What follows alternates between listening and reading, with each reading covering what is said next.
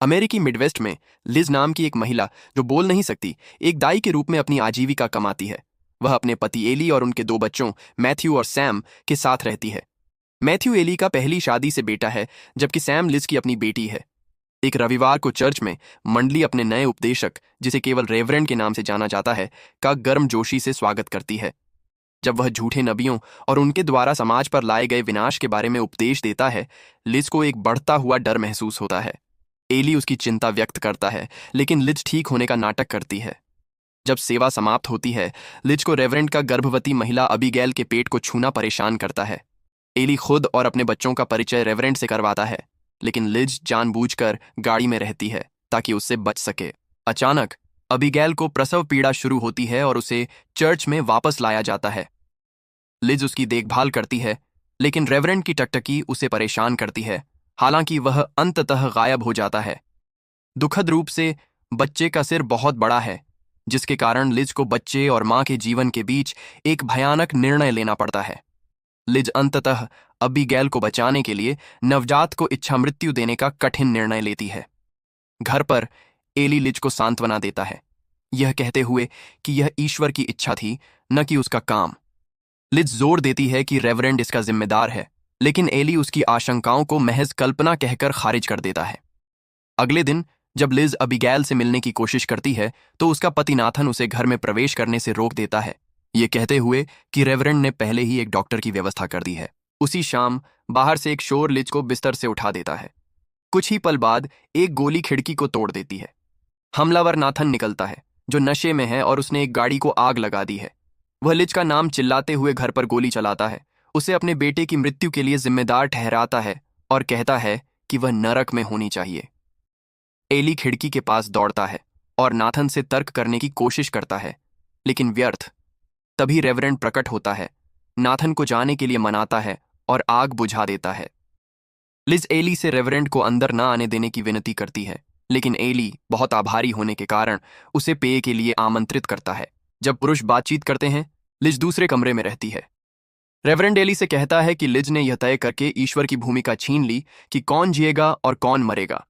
चिंतित एली अपनी पत्नी को देखने के लिए ऊपर जाता है, लेकिन लिज दीवार के पीछे छिपी होती है। रेवरेंड उसकी उपस्थिति से अवगत घोषणा करता है कि वह उसकी सजा देने आया है, लेकिन एली के लौटने पर वह चला जाता है। बाद में एली लिज को रेवरेंड का अभिवादन न करने या धन्यवाद न देने के लिए डांटता है। लिज तर्क देती है कि उन्हें यह क्षेत्र छोड़ देना चाहिए, जिसे एली नाथन के डर के रूप में गलत समझता है। वह अपनी भेड़ों की देखभाल के लिए किसी की व्यवस्था करने के लिए कुछ दिन मांगता है, जिसके बाद वे उसके पिता के घर जा सकते हैं। अगली सुबह परिवार को यह भयानक खोज होती है कि उनकी पूरी भेड़ों का झुंड कत्ल कर दिया गया है। एक गर्भवती भेड़ को भी काटकर उसके अजन्मे मेमने को मार दिया गया है। एली, यह मानते हुए कि नाथन जिम्मेदार है, मैथ्यू के साथ उसे ढूंढने के लिए शहर जाता है। इस बीच लिज सैम की आंखों पर पट्टी बांधती है ताकि वह नरसंहार न देखे। फिर वह खलिहान में सफाई शुरू करने जाती है। अचानक दरवाजा बाहर से बंद हो जाता है, जिससे लिज घबरा जाती है। एक दरार से झांकते हुए वह रेवरेंड को सैम को ले जाते हुए देखकर भयभीत हो जाती है। लिज एक मेज पर चढ़ने की कोशिश करती है ताकि खिड़की तक पहुंच सके, लेकिन वह अपना संतुलन खो देती है और बेहोश हो जाती है। शहर में एली नाथन के घर पहुंचता है, लेकिन उसे पता चलता है कि वह पहले ही चला गया है। घर लौटने पर वह लिज को अब खुले खलिहान में होश में आते हुए पाता है। वह बताती है कि रेवरेंड ने उसे कैद किया था और वह सैम की तलाश में उन्मत्त हो जाती है, लेकिन उसे घर के पीछे सुरक्षित आराम करते हुए पाती है। उस रात लिज सैम से रेवरेंड के साथ उसकी बातचीत के बारे में पूछती है। सैम अपनी मां से पूछती है कि क्या वह दुष्ट है, ये कहते हुए कि रेवरेंड ने दावा किया कि उसने किसी की हत्या की थी और वह उसे वापस वहीं ले जाने आया था जहां से वह आई थी। बाद में लिज एली के सोने का इंतजार करती है और फिर घोड़े पर सवार होकर निकल पड़ती है। वह चर्च पहुंचती है और रेवरेंड के कमरे की तलाशी लेती है, चाकू हाथ में लेकर उसे मारने का इरादा रखती है। हालांकि कंबल हटाने पर उसे सैम की गुड़िया मिलती है। इस बीच रेवरेंड लिज के घर में घुस गया है और सोते हुए परिवार को देख रहा है। एली एक आवाज से जागता है और बच्चों को देखने जाता है। फिर उसे खलिहान की रोशनी जलती हुई दिखाई देती है। बंदूक लेकर वह सावधानी से खलिहान में प्रवेश करता है, लेकिन रेवरेंड पीछे से हमला करता है और उसे बार बार चाकू मारता है। जब एली कारण पूछता है, रेवरेंड ठंडे लहजे में जवाब देता है, क्योंकि वह तुमसे प्यार करती है। जब लिज लौटती है तो वह एली को उसकी अंतड़ियों को उसके गले में लपेटे हुए पाती है। वह उससे दया मृत्यु की भीख मांगता है, लेकिन लिज ऐसा नहीं कर पाती। तभी मैथ्यू आता है और यह करने की पेशकश करता है। अपने अंतिम शब्दों में एली मैथ्यू को परिवार को अपने दादा के घर ले जाने का निर्देश देता है। फिर मैथ्यू एली को गोली मार देता है। लिज सैम को उसका नाम पुकारते हुए सुनती है और बाहर दौड़ती है, जहां वह अपने घर को आग की लपटों में घिरा हुआ देखती है। परिवार गाड़ी में सवार होकर निकल जाता है और रेवरेंड गुड़िया उठाता है और आग को देखता है। कहानी फिर एक फ्लैशबैक में चली जाती है, जिसमें एक युवा लड़की जोआना रेगिस्तान में भटक रही है और थकावट से गिर पड़ती है। वह एक विदेशी यात्री परिवार की गाड़ी में जागती है। एक शहर पहुंचने पर परिवार जोआना को फ्रैंक नाम के एक व्यक्ति के स्वामित्व वाले एक सराय में छोड़ देता है। शुरू में उसे पेय और साथ मिलने से राहत मिलती है, लेकिन जल्द ही उसे पता चलता है कि यह एक वेश्यालय है और उसे गुलामी में बेच दिया गया है। जब जोआना भागने की कोशिश करती है तो परिवार जा चुका होता है और फ्रैंक उसका रास्ता रोक देता है, यह कहते हुए कि यह उसका नया घर है। उस रात जोआना सैली नाम की एक महिला और उसके ग्राहक की आवाज़ों से जागती रहती है। जब पुरुष चला जाता है, सैली बताती है कि वह तेज आवाज़ें निकालती है ताकि ग्राहक जल्दी खत्म कर दे। वह जोआना के मासिक धर्म के बारे में पूछती है और जानती है कि यह शुरू हो गया है, लेकिन वह इसे गुप्त रखने की कसम खाती है। बाद में जोआना सराय में वेट्रेस के रूप में काम शुरू करती है। एक शाम एक पुरुष उसकी सेवाएं लेने की कोशिश करता है, लेकिन फ्रैंक उसे मना कर देता है। वह पुरुष सैली के लिए भुगतान करता है, लेकिन जोआना को देखने के लिए मजबूर करता है। उसकी नज़र जोआना पर टिकी रहती है और वह सैली को थप्पड़ मारता है। भयभीत जोआना उस पुरुष की बंदूक छीन लेती है और उस पर निशाना साधती है। वह उसे बंदूक ताने रखने के लिए उकसाता है, इसे उत्तेजक पाता है। फिर वह सैली को गला घोंटना शुरू करता है और जोआना को गोली चलाने की चुनौती देता है। जोआना ट्रिगर नहीं खींच पाती और पुरुष समाप्त हो जाता है। बाद में वह जोआना को पकड़ता है और उस पर हमला करने की कोशिश करता है, लेकिन सैली उसे गोली मारकर मार देती है। अगले दिन सैली को उसके अपराध के लिए फांसी दे दी जाती है। फ्रैंक शोकग्रस्त जोआना से कहता है कि उसका बचपन खत्म हो गया है और फिर उसका उल्लंघन करता है। कई साल बाद जोआना एक वेश्या के रूप में काम कर रही है, सैली से सीखी गई चाल का उपयोग करते हुए। एक दिन एक पुरुष फ्रैंक को द्वंद्व के लिए चुनौती देता है, उस पर अपनी बेटी की हत्या का आरोप लगाते हुए। फ्रैंक उसे मार देता है, लेकिन जोआना एक खिड़की में एक और निशानेबाज को देखती है और समझ जाती है कि फ्रैंक ने धोखा दिया। अपने खाली समय में जोआना अपनी सबसे करीबी दोस्त लिज के साथ समय बिताती है, जो भी एक वेश्या है। वे इस भ्रष्ट शहर से भागने का सपना देखती हैं। एक व्यस्त रात में एक पुरुष लगातार लिज को परेशान करता है, जिसके जवाब में वह उसकी जीभ काट लेती है। गुस्साई भीड़ पुरुष का पक्ष लेती है, जिसके कारण क्रोधित फ्रैंक लिज को सजा के रूप में सबके सामने उसकी जीभ काट देता है। कुछ समय बाद एक डॉक्टर लिज को उसके घाव की देखभाल के लिए निर्देश देता है। चूंकि वह अब कभी बोल नहीं पाएगी, वह उसे सांकेतिक भाषा सीखने के लिए एक किताब देता है। जोआना लिज के साथ अभ्यास करती है ताकि वे संवाद कर सकें। जब वह निपुण हो जाती है, लिज सांकेतिक भाषा में बताती है कि वह फ्रैंक को मारना चाहती है। एक दोपहर दोनों एक मंगनी कराने वाले से मिलने शहर जाती हैं, जिसने लिज के लिए एली नाम के एक पुरुष, जिसका एक बेटा है, से शादी की व्यवस्था की है। लिज प्रस्ताव स्वीकार करती है और जोआना से उसके साथ आने के लिए कहती है, यह सुझाव देते हुए कि वे बहनों के रूप में पेश आ सकती हैं। सराय में लौटने पर वे अपनी चीजें पैक करना शुरू करती हैं।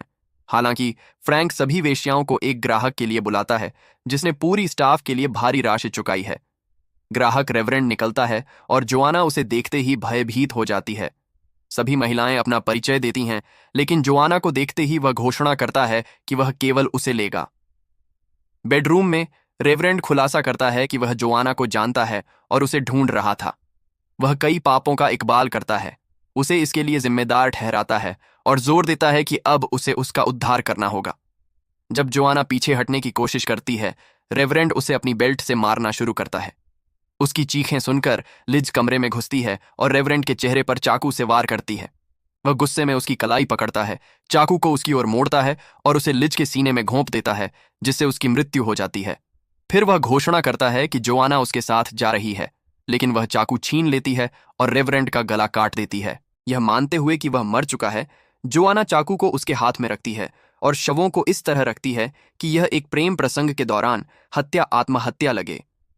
वह उसका सोने की डली से भरा थैला भी ले लेती है और कमरे में आग लगाकर भाग जाती है। फिर वह डॉक्टर के पास जाती है और उससे मदद मांगती है। डॉक्टर उसकी जीभ काटने के लिए सहमत होता है, लेकिन अंतिम क्षण में वह ऐसा नहीं कर पाता। जोआना को खुद ही यह करना पड़ता है। फिर वह एली द्वारा भेजी गई गाड़ी को रोकती है और लिज बनकर उसकी पत्नी बन जाती है। एक और फ्लैशबैक कहानी को और पीछे ले जाता है, जिसमें सैमुअल नाम का एक व्यक्ति रेगिस्तान में है। उसने अभी कई लोगों को एक लड़ाई में मार डाला है, और जब आखिरी व्यक्ति भागने की कोशिश करता है, सैमुअल उसे भी मार देता है। जब वह घोड़े पर जाने की तैयारी करता है तो उसे पता चलता है कि वुल्फ नाम का एक व्यक्ति अभी भी जीवित है और उस पर बंदूक तान रहा है। उस रात स्थानीय चर्च में जोआना सोने से पहले प्रार्थना कर रही होती है। यह खुलासा होता है कि रेवरेंड उसका पिता है और उसे हर रात अपनी माँ अन्ना को बेरहमी से पीटते हुए सुनना पड़ता है। अगले दिन रेवरेंड चर्च सेवा के दौरान अन्ना को सार्वजनिक रूप से अपमानित करता है। कुछ समय बाद जोआना अस्वस्थ महसूस करती है और आउट हाउस में जाती है, जहां उसे अपने अंडरगारमेंट्स पर खून देखकर डर लगता है। तभी वह अपने माता पिता को बारिश में चलते हुए देखती है और उनका पीछा करती है, जहां वह रेवरेंड को अन्ना को कोड़े मारते हुए देखती है, ये दावा करते हुए कि वह उसकी आत्मा को बचा रहा है। अगले दिन जोआना अपने खून से सने कपड़े छिपाने की कोशिश करती है, ये सोचकर कि वह मर रही है। हालांकि अन्ना उसे ढूंढ लेती है और शांति से समझाती है कि यह एक महिला बनने का स्वाभाविक हिस्सा है। वह धीमी आवाज में बोलती है, लेकिन रेवरेंड उन्हें ढूंढ लेता है और जोआना को साफ करने का आदेश देता है। जब लड़की धो रही होती है, रेवरेंड उसके शरीर को घूरता है और समझाता है कि अब वह एक महिला है, इसलिए उसे और वयस्क जिम्मेदारियां लेनी होंगी। बाद में जोआना जानवरों को खाना खिला रही होती है जब वह सैमुअल और वुल्फ को घोड़े पर आते देखती है। वुल्फ जमीन पर गिर पड़ता है जबकि सैमुअल पानी मांगता है। जोआना उसे पंप से पीने देती है, लेकिन सैमुअल भी बेहोश हो जाता है। जोआना दोनों पुरुषों को खलिहान में खींच लेती है और सैमुअल उसे अपनी चीजें लाने के लिए कहता है। वह सैडल लाती है और घोड़े को भगा देती है ताकि उसके माता पिता इसे न देखें। फिर वह सैमुअल के घावों की देखभाल करती है, यहां तक कि गोलियां निकालती है, जबकि वुल्फ उसकी ओर अश्लील इशारे करता है। दोपहर में रेवरेंड खलिहान में आता है, लेकिन दोनों पुरुष समय रहते छिप जाते हैं।